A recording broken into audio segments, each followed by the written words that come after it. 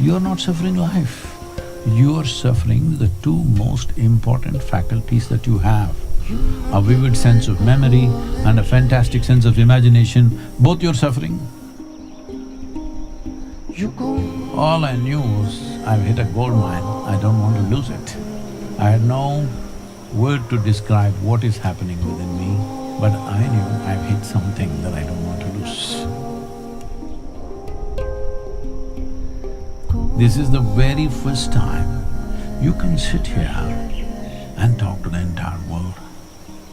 Do not underestimate this. If at all ever in the history of humanity we can transform human beings, this is the moment.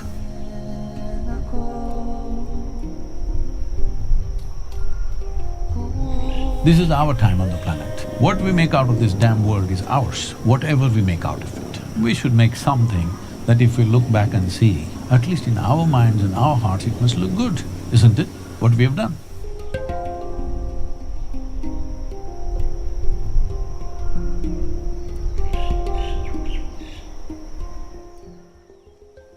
The influence of the group at this gathering is, after I added it up, around 80 million, the reach. And so I see that and I really want to do some good with it. And so I would love to get your opinion on what we can do to infuse seeds of transformation into all of our content, into our media, and what can we do as people who have the privilege of having a voice in this day and age to use it for the betterment, upliftment of society. I know all of you know this, that's why you're in that medium, but still I would like to put it in context. See, many great beings have come in the past. Krishna came, a wonderful being, but he could talk to only one person, and that guy has 100 questions.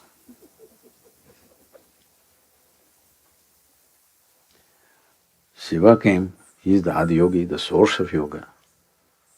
He tried to talk to his dear wife, she has 1,000 questions, won't listen.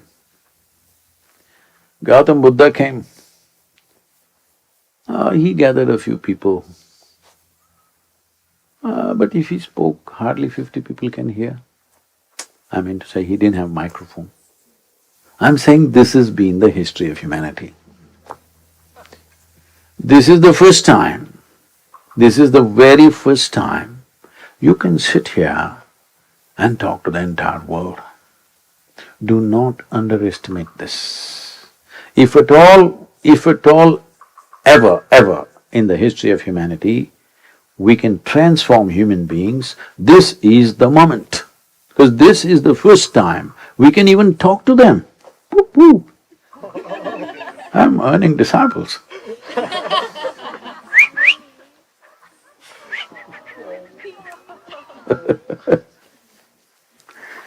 So, this is the very first time that we have a real opportunity to transform human beings.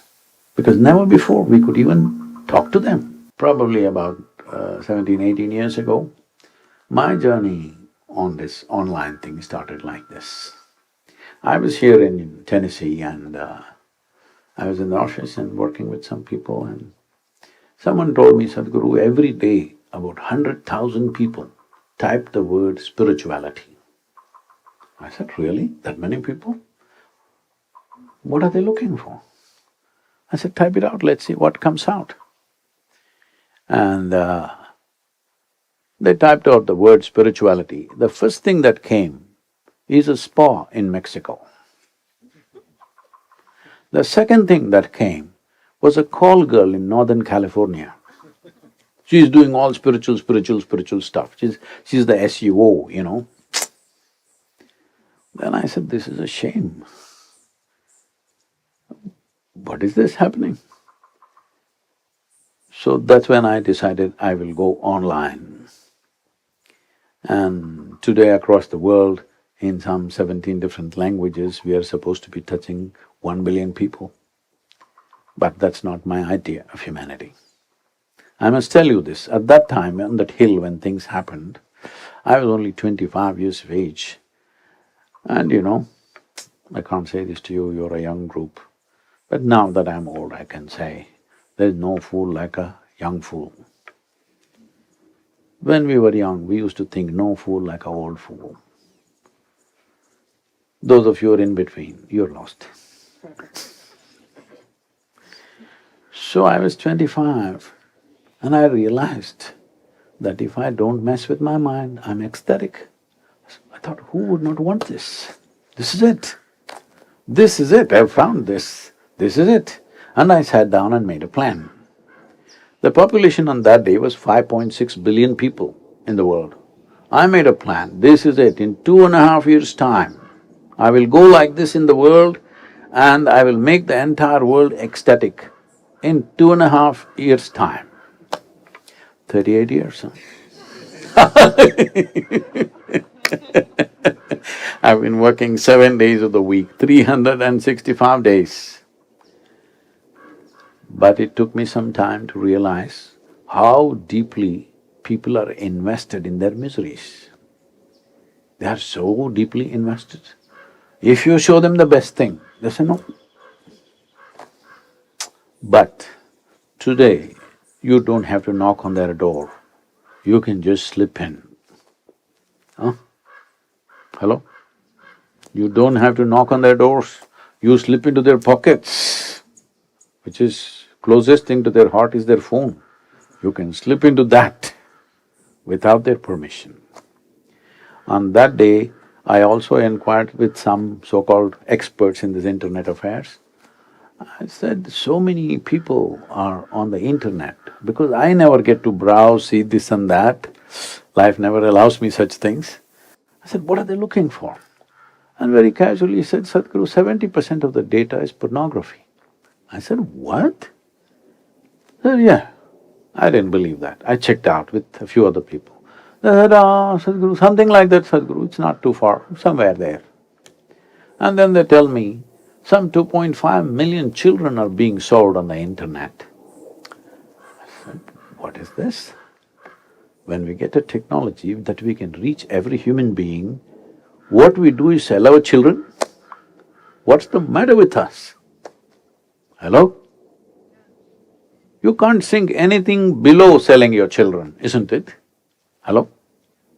A human being cannot go any more, there's no further below bottom than this. So if we give you a great technology, you will sell your children on internet, maybe somebody else's children. I said that day, we got to go shamelessly on internet. People said, no, no, Sadhguru, it will not look good, a guru going on the internet. I said, I don't care.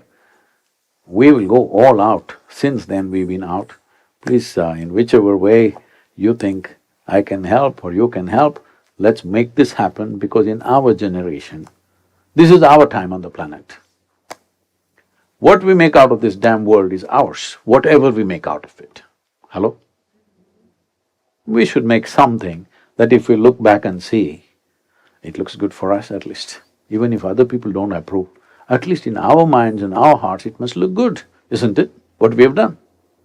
Hello?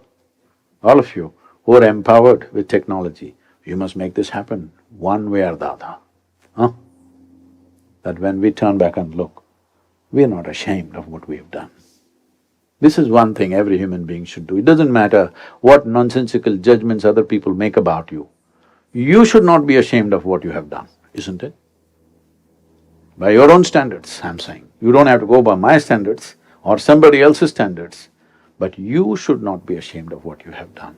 That much every human being must do, especially if you're empowered in some way. You must do that. Let's make it happen.